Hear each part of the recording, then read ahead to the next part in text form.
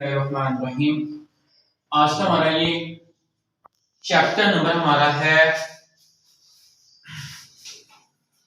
Chapter का नाम है BRS यानी कि बैंक रिकॉन्सिलिएशन स्टेटमेंट के हवाले से हमारा ये चैप्टर है। और इसका आज हमने प्रॉब्लम करनी है यानी कि क्वेश्चन नंबर आज 8 सॉल्व करना है। पिछली वीडियो में मैंने इसकी एडजस्टमेंट सॉल्व की थी, वो तमाम के तमाम सॉल्व हो गई। अब हमने इसके क्वेश्चन सॉल्व करने हैं।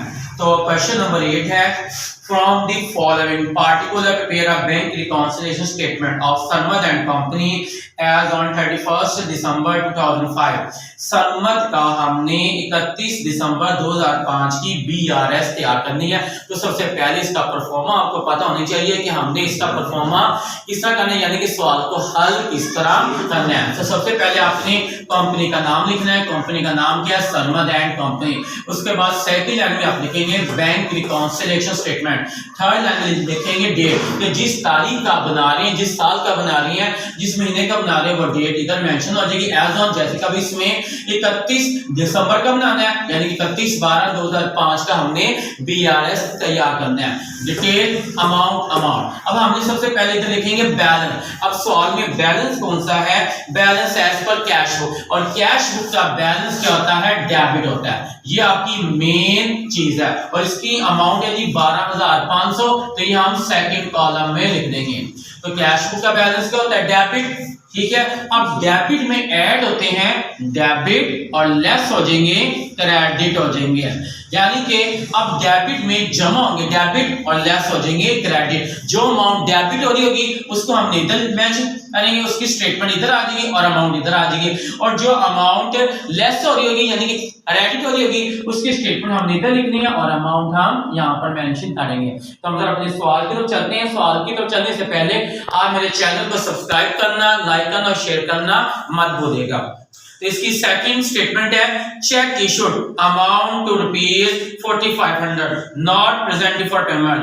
चेक इशू हमने 4500 रुपए का चेक इशू किया। जब हम चेक इशू करते हैं तो कैश बुक में क्या करते हैं? क्रेडिट, और पासबुक में क्या करते हैं? Debit. But not present for payment, लेकिन बैंक में ये अदायगी के लिए पेश नहीं हुआ, मतलब बैंक ने एंट्री नहीं की। पासबुक का बैलेंस सिफर है, हम भी क्या कर देंगे? सिफर। अब हमने क्रेडिट किया तो हम क्या कर देंगे?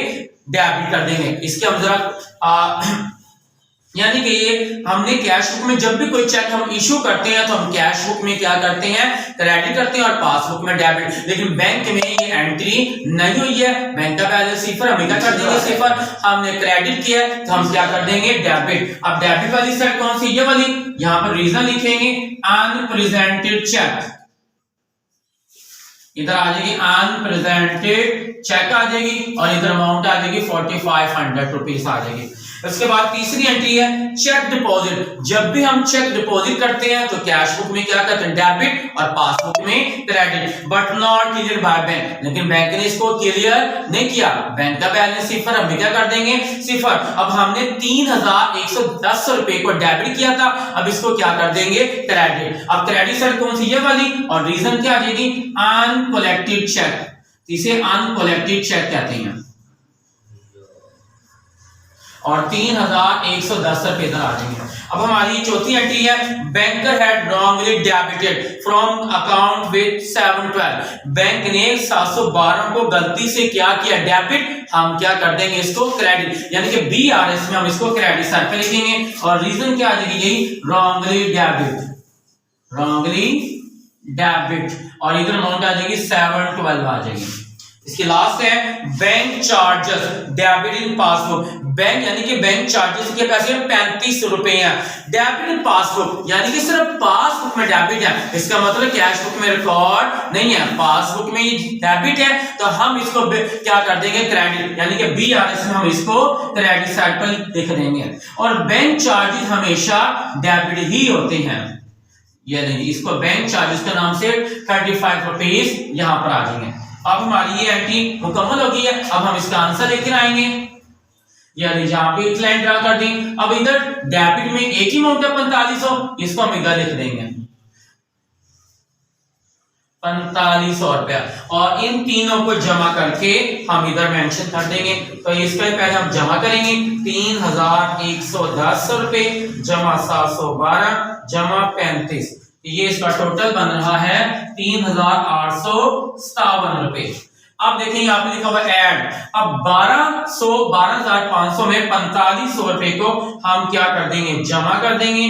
तो ये जमा करने के बाद अमाउंट आ जाएगी 17,000 रुपए, यानी कि 12,500 में 4500 को क्या करना है, जमा करना है। तो इन दोनों को जमा किया, 17,000 आ गया। अब 17,000 में से लेस करनी है हमने 3,857 रुपए लेस कर देंगे, 3,857 रुपए लेस करें तो ये अमाउंट आ रही है 13,143 रुपए, ये हमारा आंसर आ गया।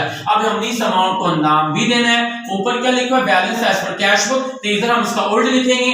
कैश बुक का उल्ट क्या होता है, पासबुक, तो यहां पर लिखेंगे बैलेंस एज पर पासबुक। और ऊपर क्या लिखा हुआ है, डेबिट, तो इसको हम क्या कर देंगे, क्रेडिट कर देंगे। तो इस तरह ये आज की हमारी वीडियो मुकम्मल हुई है। अगर आपको कोई भी क्वेश्चन समझ ना आ रहा हो तो आप मुझे कमेंट्स करके पूछ सकते हैं और मैं इंशाअल्लाह ताला उसका जवाब जल्द से जल्द दूंगा।